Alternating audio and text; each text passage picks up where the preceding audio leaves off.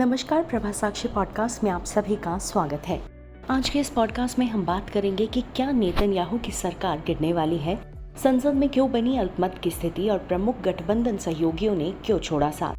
तो आइए सुनते हैं आज के इस पॉडकास्ट को। लेकिन उससे पहले अगर आपने हमारे चैनल को सब्सक्राइब नहीं किया है तो जरूर कर लें, ताकि आप रोज ऐसे ही इंटरेस्टिंग और जानकारीपूर्ण पॉडकास्ट सुन सके। इजरायली प्रधानमंत्री बेंजामिन नेतन्याहू के गठबंधन को एक बड़ा झटका देते हुए प्रमुख सहयोगी सरकार से बाहर हो गई है। सरकार के समर्थन वापस लेने के परिणाम स्वरूप संसद में नेतन्याहू के पास अल्पमत की स्थिति आ गई है। शास पार्टी ने विवादास्पद मसौदा कानून पर गहरी असहमति का हवाला देते हुए अपने गठबंधन से अलग होने की घोषणा की। यह गठबंधन पार्टी एक अन्य अति रूढ़िवादी गुट द्वारा भी इसी विवादास्पद मुद्दे पर समर्थन वापस लेने के कुछ ही दिनों बाद अलग हुई, जिससे कमजोर सत्तारूढ़ गठबंधन और कमजोर हो गया। अल्पमत सरकार का नेतृत्व करना नेतन्याहू के लिए शासन करने को एक चुनौती बना देगा। लेकिन शास ने कहा कि एक बार गठबंधन से बाहर होने के बाद वह गठबंधन को कमजोर नहीं करेगी और कुछ कानूनों पर उसके साथ मतदान कर सकती है। वह इसके पतन का समर्थन भी नहीं करेगी।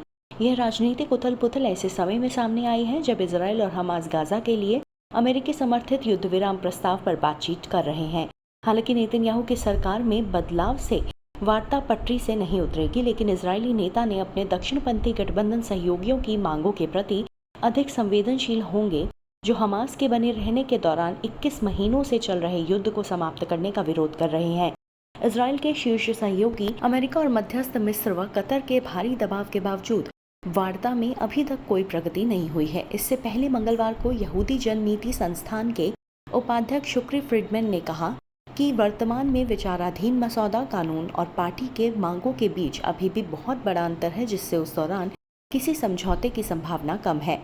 फ्रीडमैन ने कहा कि पार्टी के जाने से नेतन्याहू के शासन को तत्काल कोई खतरा नहीं है। संसद को भंग करने के लिए मतदान, जिससे कारण सरकार गिर जाएगी और नए चुनाव होंगे, प्रक्रियागत कारणों से विपक्ष द्वारा वर्ष के अंत तक नहीं लाया जा सकता और संसद के ग्रीष्मकालीन अवकाश, जो इस महीने के अंत में शुरू होकर अक्टूबर तक चलेगा, नेतन्याहू को अंतर को निपटाने और पार्टी को गठबंधन में वापस लाने के एक और मौका दे सकते हैं। आज के लिए इतना ही। अगले पॉडकास्ट में किसी और मुद्दे पर देंगे आपको विस्तृत जानकारी। तब तक के लिए जुड़े रहें प्रभा साक्षी के साथ।